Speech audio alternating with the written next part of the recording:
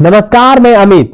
आज हम इस वीडियो में बात करेंगे कि 19 दिसंबर को इंडिया अलायंस की बैठक हुई थी, जिसमें यह तय किया गया था कि 31 दिसंबर तक सीट का बंटवारा हो जाएगा। लेकिन आज 4 जनवरी हो जाने के बावजूद, यानी जनवरी के पहले सप्ताह हो जाने के बावजूद, अब तक सीट बंटवारा इंडिया अलायंस में क्यों नहीं हो पाया? क्योंकि बिहार में एनडीए इंडिया अलायंस के सीट बंटवारों की प्रतीक्षा कर रहा है। इसके बाद कोई फैसला होगा, इसके बाद एनडीए अपनी सीट बंटवारा को लेकर कोई फैसला करेगा। हमने पिछले वीडियो में आपको बताया था कि एनडीए की तरफ से प्रधानमंत्री नरेंद्र मोदी बीजेपी की तरफ से कमान संभालेंगे और 10 बड़ी सभाएं बीजेपी बिहार में करने जा रही है, जिसमें प्रधानमंत्री की 2 सभाएं कम से कम होनी है, प्रस्तावित है, जो अगले महीने होगी। एनडीए अलायंस में सीट बंटवारा को लेकर दिक्कत नहीं है, लेकिन जो दिक्कत है वह इंडिया अलायंस के बीच है। अब कहा जा रहा है कि इंडिया अलायंस में सीट बंटवारा को लेकर अब तक मंथन है, एक वर्चुअली मीटिंग भी हुई। ऐसा कहा गया कि कांग्रेस नेतृत्व और लालू यादव और नीतीश कुमार के बीच अब इस हुई या नहीं हुई, इसकी कोई ठोस आधार पब्लिक के बीच प्रेस में नहीं आ पाया है, कोई पुख्ता जानकारी नहीं मिल पाई है। कहा गया है कि इस बैठक में नीतीश कुमार के संयोजक बनाने के साथ साथ बिहार में सीट शेयरिंग पर सवाल है कि कौन सी पार्टी कितनी सीटों पर चुनाव लड़े। वैसे नीतीश कुमार इस बार भी 17 सीटों पर चुनाव लड़ना चाहते हैं। आरजेडी भी उनके बराबर 17 सीटों पर चुनाव लड़ना चाहती है, तो 6 सीटों में लेफ्ट और कांग्रेस का एडजस्टमेंट हो। लेकिन कांग्रेस ने जो इंडिया अलायंस कमेटी की मीटिंग में कांग्रेस ने करीब दर्जन भर सीटों की नाम सौंपी थी आला कमान को, लेकिन इंडिया अलायंस की जो तो मुख्य पार्टनर है बिहार में, जेडीयू और आरजेडी, वे कांग्रेस से ये पूछ रही है कि आप सीटों की संख्या नहीं, किस सीट से आप किसी उम्मीदवार बनाएंगे ये बताइए।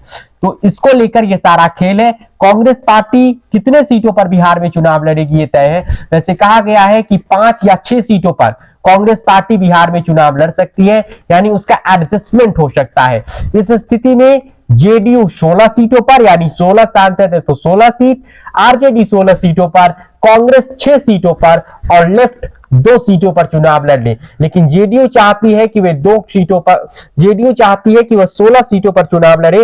नीतीश कुमार 2019 में जैसा सीट्स बंटवारा हुआ था एनडीए में लोकसभा चुनाव को लेकर, वैसा ही चाहते हैं। 2019 में आप जानते होंगे 17 पर बीजेपी, 17 पर जेडीयू और 6 पर तब की रामविलास पासवान की लोजपा लड़ी थी। अब लोजपा 2 खेमों में है और नीतीश कुमार एनडीए का दामन छोड़ चुके हैं और वे इंडिया अलायंस की ओर है। यानी इस मीटिंग में अगर आप कहें तो 17-17 और 6 के फॉर्मूला नीतीश कुमार चाहते हैं, जबकि आरजेडी का ऐसा मानना है कि जेडीयू कांग्रेस को कम सीटें दी जाए, ऐसा आरजेडी और जेडीयू को लगता है। लेकिन कांग्रेस ने कम से कम 6 सीटों पर चुनाव लड़ने की तैयारी की है, वह कम से कम 6 सीटों पर चुनाव लड़ना चाहती है।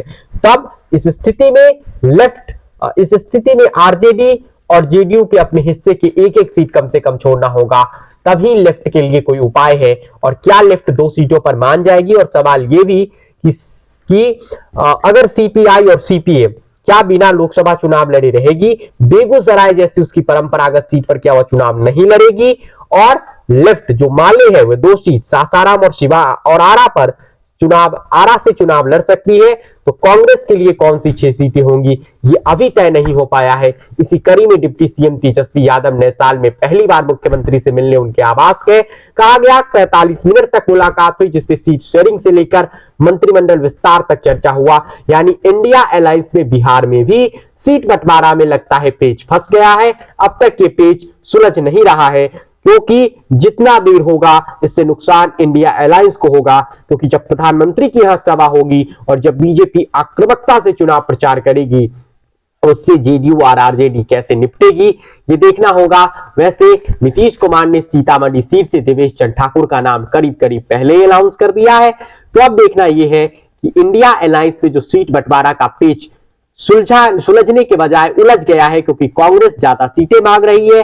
तो क्या जेडीयू और आरजेडी कांग्रेस के लिए इतना सीट छोड़ देंगे? क्या नीतीश कुमार 16 से कम सीटों पर लड़ लेंगे? और क्या राजद जेडीयू से कम सीटों पर चुनाव लड़ लेगी अगर लेफ्ट को वह समायोजित करती है? तो ये तमाम सवाल है जिसके जवाब आने बाकी है। और इंडिया अलायंस में भी सीट बंटवारे को लेकर जो गुत्थी है वो सुलझने का फिलहाल नाम नहीं ले रही है। और अब एक नई मियाद तय की गई है कि 15 जनवरी तक हो सकता है कि इंडिया अलायंस में सीट बंटवारा तय हो जाए।